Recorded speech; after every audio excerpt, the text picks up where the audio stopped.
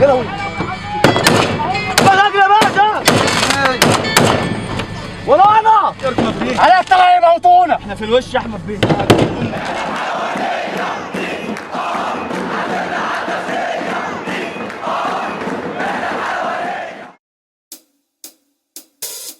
لو تسأل عنا في كل ميدان تسمع حكاياتنا اشكال والوان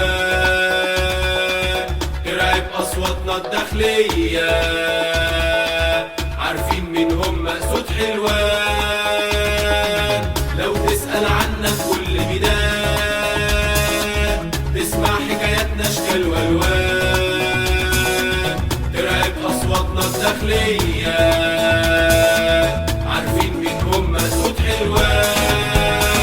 مش بيوقفنا لا غاز ولا نار حالفين لا نجيب اخر المشوار ولا مرة بيادة هتحكمنا هنعيش احرار ونموت احرار. مش بيوقفنا لا غاز ولا نار حالفين لا نجيب اخر المشوار ولا مرة بيادة هتحكمنا هنعيش أحرار ونموت أحرار.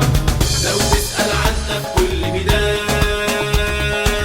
تسمع حكاياتنا أشكال والوان ترعب أصواتنا الداخلية عارفين مين هم مقصود حلوان.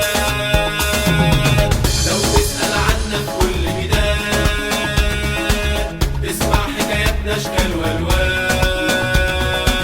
ترعب أصواتنا الداخلية عارفين مين هم مقصود حلوان.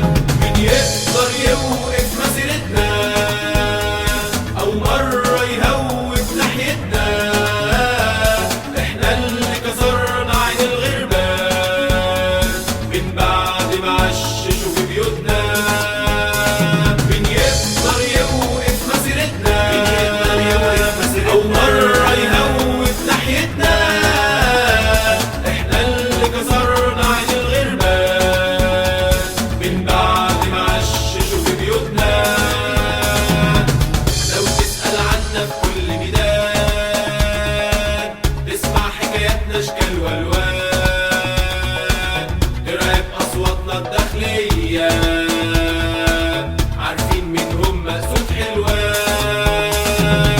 لو تسأل عنا في كل ميدان تسمع حكاياتنا أشكال والوان ترعب أصواتنا الداخلية عارفين مين هم مقصود حلوان. في المرج شباب حر وجدعان في المعصرات تلقى الشجعان على خط النار ما يهابوا الموت وسيرتهم واصلة في كل مكان. في المرج شباب حر وجدعان في المعصرات تلقى الشجعان على خط النار ما يهابوا الموت وسيرتهم واصلة في كل مكان.